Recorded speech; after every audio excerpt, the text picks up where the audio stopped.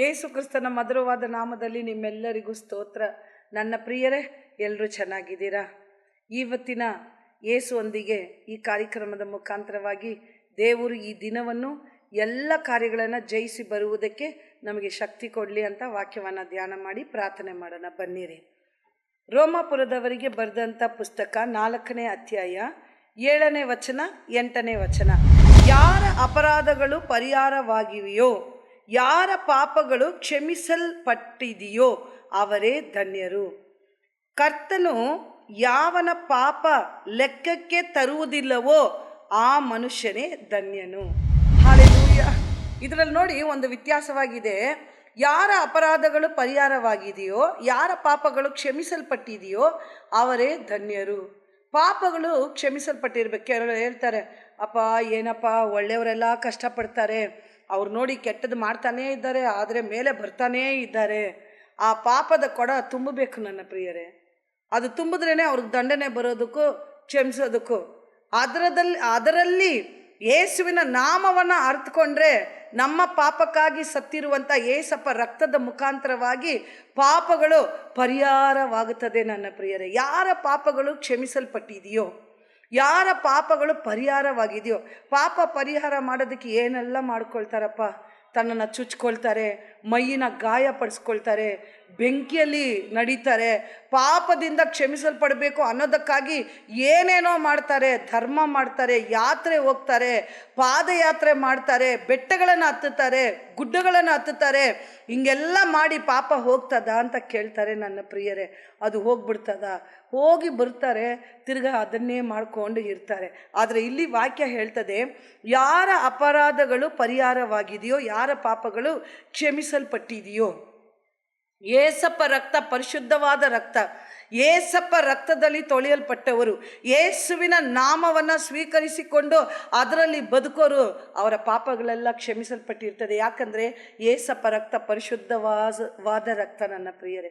ಯೇಸಪ್ಪ ರಕ್ತ ಪರಿಶುದ್ಧವಾದ ರಕ್ತ. ಎಲ್ಲ ಸೈತಾನನ ಕಿರಿಯಗಳನ್ನು ಪ್ರೀತಿಯಲ್ಲಿ ಜಯಿಸಿದಂಥ ರಕ್ತ, ಸಮಾಧಾನದಲ್ಲಿ ಜಯಿಸಿದಂಥ ರಕ್ತ, ಅಧಿಕಾರದಲ್ಲಿ ಜಯಿಸಿದಂಥ ರಕ್ತ, ನೀತಿಯಲ್ಲಿ ಜಯಿಸಿದಂಥ ರಕ್ತ. ಆದುದರಿಂದ ಯೇಸುವಿನ ರಕ್ತದಲ್ಲಿ ತೊಳೆಯಲ್ಪಟ್ಟಿರುವಂಥ ಒಬ್ಬೊಬ್ಬರ ಪಾಪವು ಪರಿಹಾರವಾಗಿರ್ತದೆ. ಅದನ್ನು ಹೇಳುವಾಗ ಒಂದು ವಿಷಯ ನನಗೆ ಜ್ಞಾಪಕ ಬರ್ತದೆ. ಒಂದು ಪಾಪ ಮಾಡಿದವರು, ತಪ್ಪು ಮಾಡಿದವರು, ಯಾವಾಗಲೂ ಪಾಪ ಮಾಡಿಕೊಂಡೇ ಇರೋನಂತೆ. ಅವನನ್ನು ಯಾರು ಕೇಳೋರ್ಗೂ ಇಲ್ಲ, ಹೇಳೋರು ಇಲ್ಲ. ಮತ್ತು ಅವನಿಗೆ ಕಾಸು ಕೊಟ್ಟು ಅವನ ಆಚೆ ಕರ್ಕೊಂಡು ಬರೋರು ಇಲ್ಲ. ಪಾಪ ಮಾಡೋದು ಜೈಲಿಗೆ ಹೋಗೋದು, ಪಾಪ ಮಾಡೋದು ಜೈಲಿಗೆ ಹೋಗೋದು. ಒಂದು ದಿನ ಅದೇ ಥರ ಪಾಪ ಮಾಡಿಬಿಟ್ಟು ಅವನು ಜೈಲಿಗೆ ಹೋದ. ಜೈಲಿಗೆ ಹೋಗಿದ್ರು. ಅವ್ರು ಹೇಳಿದ್ರು, ಅಪ್ಪ ಇವನ್ನ ಬಿಡ್ಸೋಕ್ಕೆ ಯಾರಿಲ್ಲ, ಇವನನ್ನ ಯಾಕೆ ಇರ್ಲಿ ಕರ್ಕೊಂಬಂದ್ರಿ, ಇವನ್ನ ಕೋರ್ಟ್ಗೆ ಹಾಕಿ ಒಂದು ಶಿಕ್ಷೆ ಕೊಟ್ಟು ಇವನ್ನ ಫಸ್ಟ್ ಇವನ ಕಥೆನ ಮುಗಿಸಿ ಅಂತ ಹೇಳಿದ್ರಂತೆ. ಹೇಳಿದ ತಕ್ಷಣ ಕೋರ್ಟಲ್ಲಿ ಹೋದರು.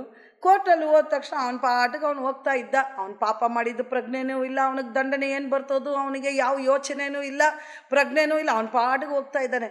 ಹೋಗ್ಬಿಟ್ಟು ನಿಲ್ಲಿಸಿದ್ರು ಅವನ್ನ. ಅಲ್ಲಿ ತಪ್ಪು ಮಾಡಿದವರ ಆ ಗುಂಡಿನಲ್ಲಿ ನಿಲ್ಲಿಸ್ಬಿಟ್ಟು ಜಡ್ಜ್ ಬಂದರು. ಅವನ ಪರವಾಗಿ ಯಾರಾದರೂ ಮಾತಾಡೋಕ್ಕಿದ್ದೀರಾ? ಇಲ್ಲಾಂದರೆ ಇವನು ದಂಡನೆ ಕೊಡೋಣವ. ಯಾಕಂದರೆ ಪೊಲೀಸ್ ಡಿಪಾರ್ಟ್ಮೆಂಟ್ ಎಲ್ಲ ಕೇಳ್ತಾರೆ, ಇವನು ಶಿಫಾರಸು ಮಾತಾಡೋದಕ್ಕೆ ಯಾರೂ ಇಲ್ಲ. ಆದ್ದರಿಂದ ಇವನು ಏನಾದರೂ ಒಂದು ಶಿಕ್ಷೆ ಕೊಟ್ಟು ಇವನ ಕಥೆನ ಮುಗಿಸಿ ಅಂತ ಹೇಳೋರೆ. ಅದಕ್ಕೆ ಇವನ ಪರವಾಗಿ ಯಾರಾದರೂ ಇದ್ದೀರಾ ಅಂತ ಕೇಳಿದ್ರೆ ಒಂದು ವ್ಯಕ್ತಿ ಎದ್ದೇಳಿದ್ರು ಮಾತಾಡೋದಕ್ಕೆ.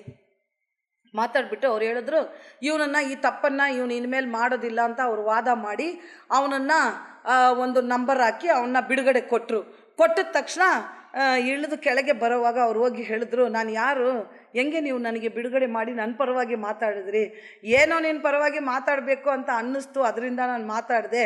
ಅದರಿಂದ ಇನ್ಮೇಲೆ ತಪ್ಪು ಮಾಡಬೇಡ, ಇನ್ಮೇಲೆ ಹೋಗಿ ಒಳ್ಳೆಯವನಾಗಿ ಬದುಕು ಅಂತ ಹೇಳ್ಬಿಟ್ಟು ಅವನ್ನ ಕಳಿಸ್ಕೊಟ್ಬಿಟ್ರು ಆ ಅಡ್ವೊಕೇಟ್. ಮತ್ತೆ ಇವನು ಹೋಗಿ ತಪ್ಪನ್ನು ಬಿಟ್ಟನಾ? ಯಾವುದು ಬಿಟ್ಟಿಲ್ಲ. ಅದಕ್ಕೆ ಇಲ್ಲಿ ಹೇಳ್ತದೆ, ಯಾರ ಅಪರಾಧಗಳು ಪರಿಹಾರವಾಗಿದೆಯೋ, ಯಾರ ಪಾಪಗಳು ಕ್ಷಮಿಸಲ್ಪಟ್ಟಿದೆಯೋ ಅವರೇ ಧನ್ಯರು. ಒಂದು ಸಾರಿ ನಾವೆಲ್ಲ ಲೋಕದಲ್ಲಿ ಇದ್ದೀವಿ, ನಾವೆಲ್ಲ ಏಸಪ್ಪ ಹತ್ರ ಬಂದ್ಬಿಟ್ಟು, ಏಸಪ್ಪ ನನ್ನ ಪಾಪವನ್ನು ಕ್ಷಮಿಸಿ ಅಂತ ಕೇಳಿದ ತಕ್ಷಣ ನಮ್ಮ ಪಾಪದಿಂದ ನಾವು ಪರಿಹಾರ ಆಗಿಬಿಟ್ವಿ, ನಾವು ಪಾಪದಿಂದ ದೂರ ಆಗಿಬಿಟ್ಟಿವಿ. ಇವಾಗ ನಾವೆಲ್ಲ ಧನ್ಯರಾಗಿ ಬದುಕ್ತಾ ಇದ್ದೀವಿ ನನ್ನ ಪ್ರಿಯರೇ. ಇವಾಗ ಮಾಡಿ ಕ್ಷಮಿಸಲ್ಪಟ್ಟಿರುವಂಥ ಪಾಪ ಮುಚ್ಚಲ್ಪಡಬೇಕು. ಈ ಕರ್ತನ ಪಾಪವನ್ನು ಕರ್ತನು ಯಾವನ ಪಾಪವನ್ನು ಲೆಕ್ಕಕ್ಕೆ ತರುವುದಿಲ್ಲವೋ ಆ ಮನುಷ್ಯನೇ ಧನ್ಯನು. ಒಂದು ಸತಿ ಪಾಪದಿಂದ ಪರಿಹಾರವಾಯಿತು. ಇವಾಗ ನಮ್ಮ ಪಾಪದಿಂದ ಕ್ಷಮಿಸಿದ್ರು, ಅವರ ರಕ್ತದಿಂದ ತೊಳೆದಿದ್ದಾರೆ, ನಮ್ಮನ್ನು ಧನ್ಯರಾಗಿ ಇಟ್ಟಿದ್ದಾರೆ, ನಮಗೆ ಒಂದು ಚಾನ್ಸ್ ಕೊಟ್ಟಿದ್ದಾರೆ. ಹೋಗು ಈ ಲೋಕದಲ್ಲಿ ನನ್ನ ಮಗನಾಗಿ ಮಗಳಾಗಿ ಬದುಕು, ಆದರೆ ತಪ್ಪು ಮಾಡಬೇಡ ಅಂತ ಕೊಟ್ಟಿದ್ದಾರೆ. ನಾವು ಕ್ರೈಸ್ತರು ಹಂಗೆ ತಾನೇ ಬದುಕಬೇಕು. ಯೇಸಪ್ಪನ ಸ್ವೀಕರಿಸಿಕೊಂಡಿರೋರು ಬಂದಿರುವಂಥ ಮಾಡಿದಂಥ ಪಾಪದಿಂದ ಕ್ಷಮಿಸಲ್ಪಡಬೇಕು, ಇನ್ಮೇಲೆ ಮಾಡಿರುವಂಥ ಪಾಪ ಮುಚ್ಚಲ್ಪಡಬೇಕು.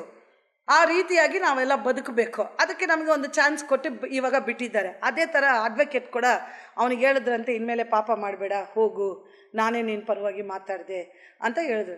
ಇವನು ಸ್ವಲ್ಪ ದಿನ ಆದ್ಬಿಟ್ಮೇಲೆ ತಿರ್ಗಾ ಅದೇ ತಪ್ಪು ಅದೇ ಮಾಡಿಕೊಂಡು ಒಳಗೆ ಬರ್ತಾನೆ, ತಲೆ ಆಡಿಸ್ಕೊಂಡು ಭಯ ಇಲ್ದಿರ ಪ್ರಜ್ಞೆ ಇಲ್ದಿರ ಬರ್ತಾನೆ. ಇವತ್ತು ಕೂಡ ಹಾಗೆ ಅನೇಕ ಕ್ರೈಸ್ತರು ನಾನು ಕ್ರಿಶ್ಚಿಯನ್ ಅಂತ ಹೇಳ್ಕೊಳ್ಳೋದು, ಮಾಡಿದ ಪಾಪನೇ ತಿರ್ಗಾ ಮಾಡೋದು, ಕ್ಷಮಿಸಲ್ಪಟ್ಟಿರುವಂಥ ಪಾಪನ ಮುಚ್ಚಲ್ಪಡೋದಕ್ಕೆ ಬಿಟ್ಕೊಡೋದೇ ಇಲ್ಲ, ಲೆಕ್ಕದಲ್ಲಿ ದೇವರು ತರೋದಕ್ಕೆ ಬಿಟ್ಕೊಡೋದೇ ಇಲ್ಲ. ನಂಬರ್ 1, ನಂಬರ್ 2, ನಂಬರ್ 3 ಅಂತ ಪ್ಲಸ್ ಹಾಕ್ಕೊಂಡು ಹೋಗೋ ಪಾಪಗಳನ್ನ ಮಾಡ್ತಾನೇ ಇರೋದು. ಏನು ಅಂದ್ಕೊಳ್ಳೋದು, ಒಂದು ಸತಿ ಕ್ಷಮಿಸಿದಾರಲ್ಲ ಯಾವಾಗ ಹೋದ್ರೂ ಕ್ಷಮಿಸ್ತಾನೆ ಇರ್ತಾರೆ. ಹಂಗೆಲ್ಲ ಆಗೋದಿಲ್ಲ ನನ್ನ ಪ್ರಿಯರೇ. ಮತ್ತು ಇವನು ಈ ಆಚೆ ಕಡೆ ಹೋದ್ನಲ್ಲ, ಅನೇಕ ಕ್ರೈಸ್ತರು ನೆನೆಸ್ಕೊಳ್ತಾರೆ ನೋಡಿ, ಸಭೆಗೆ ಬರೋದು, ಸುಳ್ಳಾಡೋದು, ಆರಾಧನೆ ಮಾಡೋದು, ಪಾಪ ಮಾಡೋದು, ವಾಕ್ಯ ಕೇಳೋದು, ಪಾಪ ಮಾಡೋದು, ಸುಳ್ಳಾಡೋದು, ವಿದ್ಯುತರಾಗಿ ನಡೆಸ್ಕೊಳ್ಳೋದಿಲ್ಲ. ಅವ್ರಿಗೂ ಲೋಕದವ್ರಿಗೂ ಯಾವ ವ್ಯತ್ಯಾಸವೂ ಇರೋದಿಲ್ಲ. ಲೋಕದಲ್ಲಿ ಇರೋರು ದೇವ್ರು ಇಲ್ದಿರ ಪಾಪ ಮಾಡ್ತಾರೆ, ಕ್ರೈಸ್ತರು ದೇವ್ರನ್ನ ಇಟ್ಕೊಂಡು ಪಾಪ ಮಾಡ್ತಾರೆ. ಇದು ಒಂದೇ ವ್ಯತ್ಯಾಸ. ಏಸಪ್ಪ ನಾಮನೇ ಕೆಟ್ಟೋಗೋದು, ಅವ್ರ ನಾಮಕ್ಕೆ ದೂಷಣೆ ಬರೋದು. ಯಾಕಂದರೆ ಕ್ಷಮಿಸಲ್ಪಟ್ಟಿರುವಂಥ ಪಾಪನ ಮುಚ್ಚುವುದಕ್ಕೆ ಅವಕಾಶ ಮಾಡಿಕೊಡಲ್ಲ ದೇವ್ರ ಮಕ್ಕಳು, ಅದನ್ನು ಲೆಕ್ಕದಲ್ಲಿ ತರೋದಕ್ಕೆ ಅವಕಾಶ ಮಾಡಿಕೊಡೋದಿಲ್ಲ. ಅದಕ್ಕೆ ಇಲ್ಲಿ ದೇವ್ರ ವಚನ ಹೇಳ್ತಾರೆ, ಯಾರ ಪಾಪ ಕ್ಷಮಿಸಲ್ಪಟ್ಟಿದೆಯೋ ಅವ್ರು ಧನ್ಯರು, ತಿರ್ಗಾ ಪಾಪ ಮಾಡಬಾರ್ದು ಅಂತ ಅರ್ಥ. ಯಾರ ಪಾಪ ಮುಚ್ಚಲ್ಪಟ್ಟಿದೆಯೋ, ಲೆಕ್ಕಕ್ಕೆ ತಂದಿಲ್ವೋ, ಅವರು ಧನ್ಯರು, ತಿರ್ಗಾ ಪಾಪ ಮಾಡಬಾರ್ದು ನನ್ನ ಪ್ರಿಯರೇ. ಮತ್ತು ಆ ರೀತಿಯಾದ ಅವಕಾಶವನ್ನು ಕಳ್ಕೊಳ್ತೇವೆ. ಅದೇ ರೀತಿಯಾಗಿ ಆ ಕ್ರಿಮಿನಲ್ ಕೂಡ ಕಳ್ಕೊಂಡು ತಿರ್ಗಾ ಬಂದ ಒಳಗೆ, ಯಾವ ಪ್ರಜ್ಞೆನೂ ಇಲ್ಲ, ಹಾಗೇ ತಲೆ ಆಡಿಸ್ಕೊಂಡು ಬರ್ತಾ ಇದ್ದಾನೆ. ಒಳಗೆ ಬಂದು ಹುಡುಕ್ತಾನೆ, ಬೇರೆ ಅಡ್ವೊಕೇಟ್ ಇದ್ದಾರಾ ಅಂತ ಹುಡುಕ್ತಾರೆ. ಹುಡುಕಿದ ತಕ್ಷಣ ನೋಡಿದ್ರೆ ಕಾಣಿಸ್ಕೊಂಡಿಲ್ಲ. ಎಲ್ಲಪ್ಪ ಅವರು ನನಗಾಗಿ ಮಾತಾಡಿದವ್ರು, ಎಲ್ಲಪ್ಪ ಅಂತ ಹುಡ್ಕೊಂಡು ತಗೊಂಡೋಗಿ ಅವನ್ನ ಗುಂಡಲ್ಲಿ ನಿಲ್ಲಿಸಿದ್ರು. ಇವಾಗ ಜಡ್ಜ್ ಬಂದು ಕೂತ್ಕೊಂಡ್ರೆ ಇವನಿಗೆ ಅಡ್ವೊಕೇಟಾಗಿ ಮಾತಾಡಿದವರು ಇವಾಗ ಜಡ್ಜ್ ಆಗಿದ್ದಾರೆ. ಬಂತು ನೋಡಿ ಅವನಿಗೆ ಶಕ್ತಿ. ನನಗಾಗಿ ಮಾತಾಡಿದವರು, ಫಸ್ಟ್ ಮಾತಾಡಿದವರು ಇಲ್ಲಿ ಇದ್ದರು, ಫಸ್ಟ್ ಮಾತಾಡುವಾಗ ಇವರೇ ಇಲ್ಲಿ ಇದ್ದರು, ಇವಾಗ ಅಲ್ಲಿ ಇದ್ದಾರೆ, ನನಗೆ ಇವಾಗ ಕೂಡ ಅವರು ದಂಡನೆ ಕೊಡೋದಿಲ್ಲ ಅಂತ ಖುಷಿಯಾಗಿ ನಿಂತ್ಕೊಂಡು ಕೈ ಕಟ್ಕೊಂಡಿದ್ದಂತೆ. ಜಡ್ಜ್ ಮಾತಾಡೋಕ್ಕೆ ಸ್ಟಾರ್ಟ್ ಮಾಡಿದ್ರು.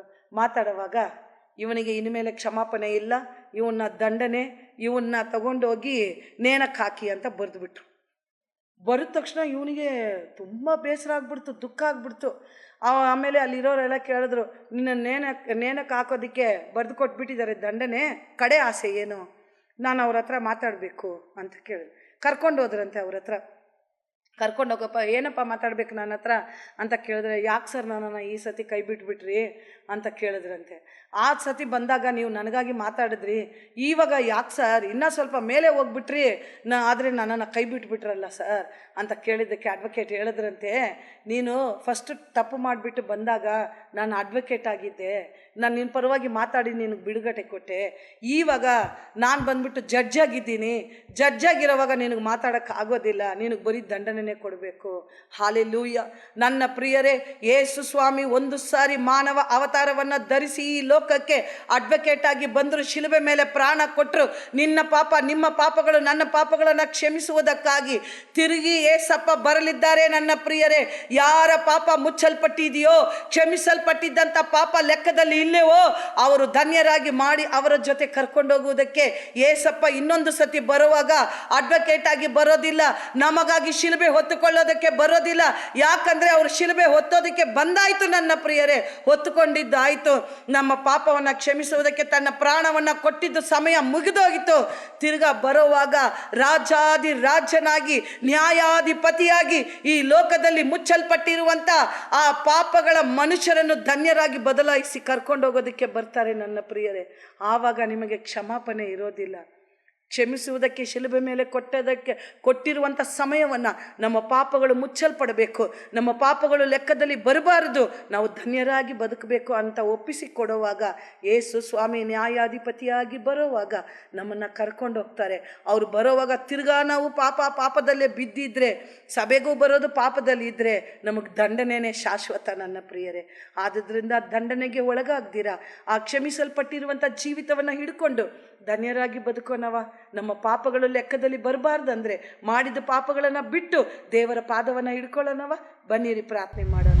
ನಮ್ಮನ್ನು ಬಹಳವಾಗಿ ಪ್ರೀತಿ ಮಾಡುವಂಥ ಪ್ರೀತಿ ಉಳ್ಳ ತಂದೆಯ ದೇವರೇ, ಈ ವೇಳೆಗಾಗಿ ಸ್ತೋತ್ರ ಸ್ವಾಮಿ.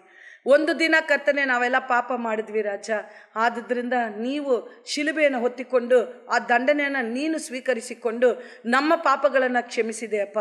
ಅದು ಮುಚ್ಚಲ್ಪಡಬೇಕು ಅಂತ ಕರ್ತನೆ ನೀವು ಪ್ರಯತ್ನ ಪಟ್ಟು ವಾಕ್ಯಗಳನ್ನು ಕೊಡ್ತೀರಪ್ಪ. ಅದನ್ನು ನಾವು ಸ್ವೀಕರಿಸಿಕೊಂಡು ಕ್ಷಮಿಸಲ್ಪಟ್ಟಿದ್ದಂಥ ಪಾಪ ಮುಚ್ಚಲ್ಪಡಬೇಕು ಅಂತ ನಾವು ಪ್ರಯಾಸ ಪಡೋದಕ್ಕೆ ನಮಗೆ ಸಹಾಯ ಮಾಡಪ್ಪ ಕರ್ತನೆ. ಕರ್ನಾಟಕ ರಾಜ್ಯದಲ್ಲಿರುವಂಥ ಒಂದೊಂದು ಕುಟುಂಬವು ನಿನ್ನ ರಕ್ತದಿಂದ ಕ್ಷಮಿಸಲ್ಪಡಲಿ ಸ್ವಾಮಿ. ಒಬ್ಬರಾದರೂ ನಶಿಸಿ ದಂಡನೆಗೆ ಹೋಗಬಾರ್ದು ರಾಜ. ನೀವು ತಿರುಗಿ ಕರ್ತನೆ ನ್ಯಾಯಾಧಿಪತಿಯಾಗಿ ರಾಜನಾಗಿ ಬರುವಾಗ ಅಪ್ಪ ಕರ್ನಾಟಕ ರಾಜ್ಯದಲ್ಲಿ ಇರುವಂತ ಒಂದು 10 ಮಕ್ಕಳು ಕರ್ತನೆ ನಶಿಸಿ ಹೋಗಬಾರ್ದು, ಕೈ ಬಿಡಲ್ಪಡಬಾರ್ದು ರಾಜ. ಧನ್ಯರಾಗಿ ಬದಲಾಯಿಸು ಸ್ವಾಮಿ. ಪಾಪ ಮುಚ್ಚಲ್ಪಟ್ಟವರಾಗಿ ಬದಲಾಯಿಸು ರಾಜ. ನಿನ್ನ ಪುಸ್ತಕದಲ್ಲಿ ಕರ್ತನೆ ಪಾಪದ ಲೆಕ್ಕ ಇರಬಾರ್ದು ಕರ್ತನೆ. ಸ್ತೋತ್ರ ಸ್ವಾಮಿ. ನಮ್ಮ ಹೆಸರನ್ನೆಲ್ಲ ಕರ್ತನೆ ಕ್ಷಮಿಸಲ್ಪಟ್ಟ ಲಿಸ್ಟ್ನಲ್ಲಿ ಹಾಕಪ್ಪ, ಮುಚ್ಚಲ್ಪಟ್ಟ ಲಿಸ್ಟಲ್ಲಿ ಹಾಕು ಸ್ವಾಮಿ. ಆಶೀರ್ವದಿಸಪ್ಪ, ರಕ್ಷಿಸು ಸ್ವಾಮಿ. ಎಲ್ಲರ ಪಾಪವು ಮುಚ್ಚಲ್ಪಡಲಿ ರಾಜ. ಎಲ್ಲರ ಪಾಪವು ಲೆಕ್ಕದಲ್ಲಿ ಬರದೇ ಇರಲಿ ಸ್ವಾಮಿ. ಆಶೀರ್ವದಿಸಿ ದಾರಿ ನಡೆಸಪ್ಪ. ಈ ದಿನವನ್ನು ಆಶೀರ್ವಾದವಾಗಿ ಮಾರ್ಪಡಿಸಿಕೊಡಪ್ಪ. ಲೋಕದ ರಕ್ಷಕನಾದ ಯೇಸು ಕ್ರಿಸ್ತನ ಮಧುರವಾದ ನಾಮದಲ್ಲಿ ಬೇಡಿ ಹೊಂದಿಕೊಳ್ತೇನೆ ನನ್ನ ತಂದೆಯೇ. ದೇವರು